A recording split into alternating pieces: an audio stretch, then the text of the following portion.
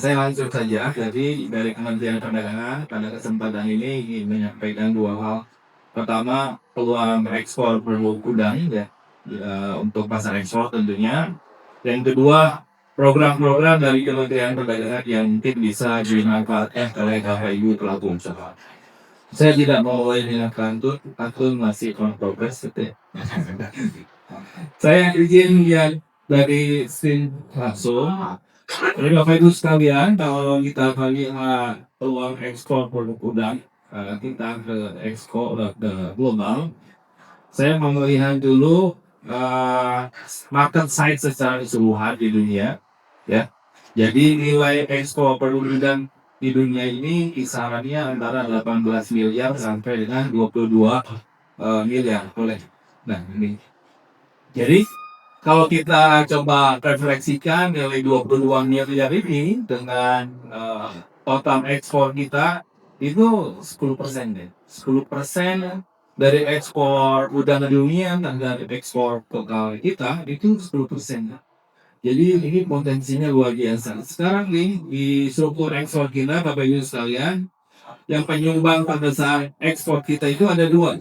Pertama adalah CPO 13% kontribusinya. Yang kedua adalah batu bara 10%. Jadi kalau kita bisa memanfaatkan potensi sebesar 22 miliar potensi ekspor udang, itu kita bisa menggantikan peran CPO, peran batu bara. Ya, kok memang harus kita gantikan seperti itu. Sekarang di posisi CPO kita lagi rebutan ya, antara B30, B50, itu rebutan supply. Jadi memang kita harus membangun sumber ekspor baru, dan saya kira kita punya potensi yang besar. Tadi sudah disampaikan kalau demandnya sebenarnya dari mana sih? Demandnya benar. Tadi Bu Boron sudah sampaikan demandnya itu dari Tiongkok, ya. Kemudian Tiongkok besar. Jadi mungkin kalau untuk secara keseluruhan, udah secara keseluruhan, maksudnya dari supply dunia, pasar China juga sangat besar. Ini juga yang menandakan kenapa investment dari China cukup besar juga di sektor ini di Indonesia. Jadi yang kedua justru adalah Amerika Serikat. Yang kedua Amerika Serikat, yang ketiga Jepang, kemudian ada Spanyol dan Prancis yang Jadi dari 5 importer ini yang secara persisten ya kan, tumbuh demandnya dengan baik, Tiongkok dan Spanyol. Jadi ini menjadi acuan kita kalau kita mau diversifikasi pasar kita. Bisa kita klik Tiongkok dan juga ke Spanyol. Nah ini negara eksportir udang dunia ya, masih Ekuador, India, dan Indonesia jadi urutan keempat. Ya. Next. Nah ini kalau Indonesia bisa banget nih ya ekspor kita. 1 miliar lebih ya, dari catatan dulu Woro tadi 1,68 miliar, catatan saya 1,5 kurang lebih sama nih di 24 1,153. Yang menarik adalah sebetulnya kalau dari tren Bapak Ibu sekalian di 2020 sampai 2024 itu tren ekspor kita tuh minus 7. Tapi justru di tahun ini kita tumbuh lumayan signifikan 17,45%. Jadi mungkin juga dengan adanya ada problem di cesium 137 semua bergerak di sektor perundangan dan sektor perikanan sektor bergerak dan punya konsentrasi bagaimana memecahkan masalah ekspor. Selanjutnya, ini beberapa detailing dari produk-produk udang Indonesia yang saya mau highlight beberapa. Pertama, ekspor udang kita terkonsentrasi di HS 030617. Udang dari hutan besar ada Wibu, ada Paname, ada Bangala. 93,15%. Kalau 5 tahun terakhir, trennya turun. Trennya turun 8%. Tapi konsentrasi kita ada di sini. Ini warning, ini kan? Ini warning. Ini yang turun, di minggunya turun, ya. Tapi konsentrasi kita ada di situ. Nah yang naik justru adalah di nomor 4, udang dan udang besar dalam Komnas naik. Trennya bagus. tapi pertumbuhan kita masih. Nah ini jadi referensi kita bagaimana kita mau diversifikasi produk. Jadi tadi dari mulai dulunya kita diversifikasi pasar dan diversifikasi produk. Nah pasar bilang lagi-lagi tak konsentrasi di untuk yang undang ya, undang Indonesia. Kalau konsentrasi di Amerika Serikat, Tiongkok sebagai market yang paling besar, kita baru pengesekretan atau kontribusi kita baru 20%. Nah ini masih ada pasar yang cukup besar ya. Kalau saya coba cek Bapak Ibu sekalian di analisanya IBC, untuk gudang ini masih ada untapped atau unrealized potential market. Pertama di Tiongkok, misalnya. Itu potensinya 1 miliar. Misal sampai sekarang kita baru bisa konstitusi di pasar Tiongkok ini 350 juta US dollar. Jadi masih ada unrealized potensial yang belum kita garap. Ada 650 juta US dollar. Ini besar sekali kalau mau difasilitasikan. Selain Tiongkok ada Uni Eropa dan Eropa Barat. Nah, maksudnya Eropa saya Eropa Barat yang tidak masuk dalam Uni Eropa itu juga besar. Potensinya masih ada 250 juta selesai. Jadi itu besar, tapi tentu tadi sudah disampaikan di World, kita harus comply dengan standar-standar yang ditetapkan oleh market. Saya kira wajar ya, market menetapkan standar karena setiap market, setiap negara punya national interest masing-masing. Kita pun punya Indonesia. Indonesia juga punya national interest, mereka juga punya national interest. Jadi memang kita harus respect sama national interest yang mereka. Kemudian selain dua financial market tadi Tiongkok, Uni Eropa dan Eropa, ada satu lagi market yang cukup menjanjikan juga adalah kalau di data ITC ya, analisa ITC itu ASEAN justru. ASEAN market juga besar. Ada di sini potensi 150 juta. Jadi dari potensi yang sekian banyak, China itu cukup besar potensinya. Selanjutnya ini tahun ini ya, next dong. Ini yang belakang sudah disampaikan oleh Bu Woro, lanjut saja, lanjut juga. Ini sudah disampaikan oleh Bu Woro, makanya tadi bentuk dan sampaikan sudah banyak dibahas oleh Bu Woro. Nah untuk saya peningkatan ekspor produk udang, mungkin saya highlight dari 5 ini nomor 3 dan 4 sesuai dengan tugasnya Kementerian Perdagangan. Jadi Kementerian Perdagangan tugasnya terutama di unit saya di Dirjen Pengembangan Ekspor Nasional, tugasnya adalah untuk memfasilitasi akses Bapak Ibu sekalian ke buyer. Apakah itu ada beberapa channel yang kita gunakan untuk Bapak Ibu sekalian bisa engage dengan buyer. Pertama yang sebelum itu adalah kita menyiapkan market intelligence. Kita menyiapkan market intelligence, kita menyiapkan intelijensi pasar, informasi pasar dari paling tidak 33 negara. Karena Kementerian Perdagangan punya perwakilan perdagangan di 33 negara. Ada di Amerika Utara, ada di Amerika Selatan, ada di Eropa, ada di Afrika, ada di Asia Timur, Asia Selatan, kemudian di Australia dan ASEAN. Jadi ada 33 negara. Mereka tugasnya adalah untuk menyusun menyampaikan market intelligence. Kemudian setelah market intelligence itu Bapak Ibu coba pahami ya. Kemudian channel yang kedua untuk promote atau meningkatkan interaksi Bapak Ibu sekalian dengan buyer. Kita ada beberapa cara untuk melakukan promosi. Pertama melalui kamera, terima kasih ya, melalui kamera. Kemudian yang kedua kita udah melalui isi dagang. Yang ketiga ada business matching secara rutin. Tiap hari pun kita selalu melakukan business matching. Nanti mungkin saya jelasin lebih jauh lagi. Nah itu strategi yang coba kami terapkan. Kalau yang 1, 2, kemudian 5 itu lebih kita. 1 dan 2 kita mau kepada dulu. 5 juga memang menjadi halusan juga. Selanjutnya next, kami ini perluasan masalah ekspor ya, Bapak sekalian. Tadi pasal gaji Eropa sangat besar ya, masih ada 350 sampai 300 juta US dollar untapped atau unrealized potential marketnya.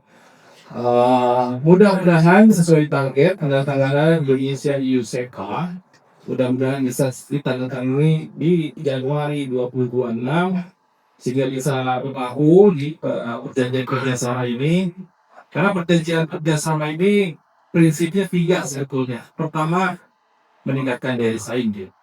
Paling tidak kita menciptakan equal playing field yang sama, playing field yang sama. Kita menciptakan uang perputaran yang sama. Yang kedua, dengan internasionalisasi, dengan membuka pasar, dengan yang lebih luas, itu akan encourage kita untuk meningkatkan kualitas. Yang keempat, yang ketiga, tentu dengan adanya perjanjian ini akan siapkan mudah-mudahan lebih besar lagi. Jadi kalau kita sekarang kinerja untuk ekspor ini kita 1,6, kalau saya cuma datanya turun, ya mudah-mudahan kita nyampe ke 2 miliar ya, tertahan 2 miliar itu 1% dari ekspor kita. Kalau sekarang hanya 0,4%, 0,4 sampai 0,5%, masih sangat kecil, padahal dari serap tenaga kerja juga banyak ya. Nah ini perjanjian perdagangan. Kemudian kalau dengan Kanada itu juga besar kan, potensinya kita sudah sign dengan Kanada. Mudah-mudahan ini bisa dimanfaatkan oleh beberapa sekalian pelaku usaha. So far sih memang sudah banyak dari pelaku usaha yang menggunakan form preferensi, artinya menggunakan tarif sesuai dengan perjanjian kerjasama kita. Ya mudah-mudahan dengan nanti ditandatanganinya Indonesia juga bisa dimanfaatkan oleh pakai diskon dan trade ke pasar dunia. Selanjutnya, lanjut. Ini sudah saya sampaikan ya, dari program kita ada program promosi dagang dan pencitraan, ada pameran di dalam negeri ya. Di pameran dalam negeri ini ya cukup besar exposure-nya untuk mempromosikan produk-produk Indonesia. Ini ada Trade Expo Indonesia, Bapak Ibu sekalian. Trade Expo Indonesia ini biasanya dilaksanakan di bulan Oktober. Jadi tahun depan sudah tetapkan Trade Expo Indonesia sebagai pameran B2B terbesar, tahun ini dihadiri 10.000 buyer internasional. Dan mereka sebetulnya yang dicari adalah produk-produk dari agriculture, produk-produk dari hasil pertanian, termasuk perikanan. Jadi kemarin itu dari sektor perikanan memang sangat minim yang itu. Padahal buyer yang nyari banyak banget perikanan. Jadi mereka ketika datang ke Indonesia, si buyer ini mereka langsung ke perusahaan-perusahaan, tidak nyari di pameran karena tidak ada, karena minim, bukan tidak ada, karena minim. Sehingga mudah-mudahan nanti dari teman-teman pelaku usaha sektor udang ini bisa juga join di Trade Expo Indonesia. Kalau itu sekali nggak usah ikut pameran di luar negeri misalkan, karena ada biaya flight, ya, biaya hotel dan sebagainya. Ini di Indonesia bayarnya sudah disiapkan. Jadi ini bisa dimanfaatkan oleh teman-teman pelaku usaha. Kemudian di pameran luar negeri kita dari Kementerian juga biasanya kerjasama dengan HKP dari Pak Edwin di Direktur Pemasaran. Kita biasa ikut untuk di mana di Barcelona, kemudian di Asia Timur itu di Qingdao ya, di Fuzhou. Kemudian di Jepang kita di Jiste, ya, kemudian di Vietnam juga di Indonesia. Kita biasa di pameran internasional untuk sektor perdagangan. Nah ini terbuka. Ini pameran ini terbuka untuk Bapak Ibu sekalian. Tentu nanti karena sangat terbatas, tentu kita akan evaluasi. Next, lanjut saja. Nah ini Bapak Ibu sekalian juga bisa memanfaatkan salah satu platform dari Kementerian Perdagangan. Ini adalah platform digital promotion ya Bapak Ibu sekalian. Kita ekspor namanya.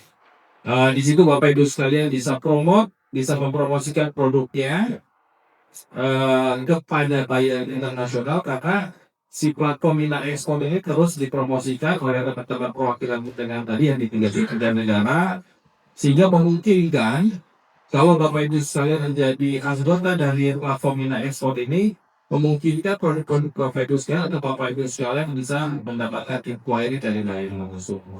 Selain itu, bila menjadi anggota Mina Ekspor ini, Bapak Ibu sekalian juga bisa mendapatkan akses kepada market intelligence yang disusun oleh teman-teman perwakilan perdagangan di luar negeri di 33 negara.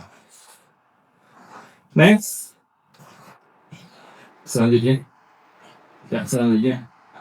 Nah, ini Bapak Ibu sekalian yang saya sampaikan tadi. Jadi ada salah satu program dari Kementerian Perdagangan baru diinisiasi tahun ini, Bapak Ibu sekalian. Jadi ada program business matching. Ini dilakukan secara online, Bapak Ibu sekalian. Untuk memulai engagement atau interaksi dengan buyer, kita lakukan secara online. Jadi kita lakukan tahap pertama adalah teaching. Bapak Ibu sekalian presentasikan produknya kepada perwakilan perdagangan kita di luar negeri. Tahap kedua adalah perwakilan perdagangan di luar negeri mencarikan calon partner atau mencarikan calon buyer.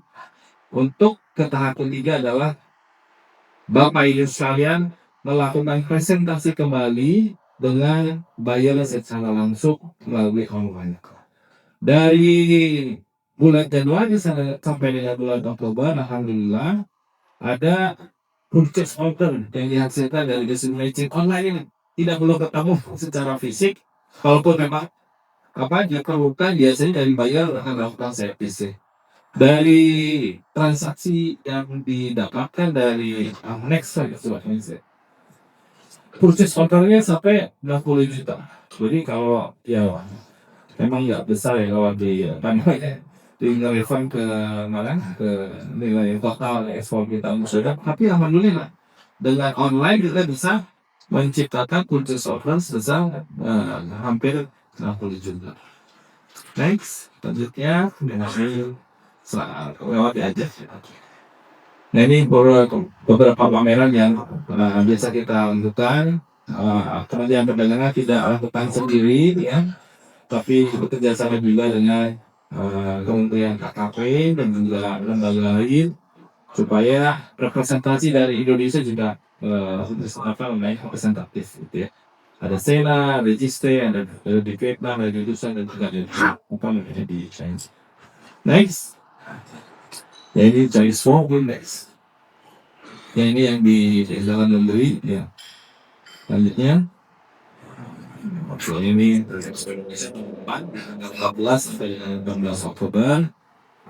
Target kita juga bisa dihadiri oleh buyer dari luar negeri 10.000 targetnya, dan kebanyakan mereka maunya mendapatkan supply mencari produk dari sektor perikanan dan pertanian secara umum.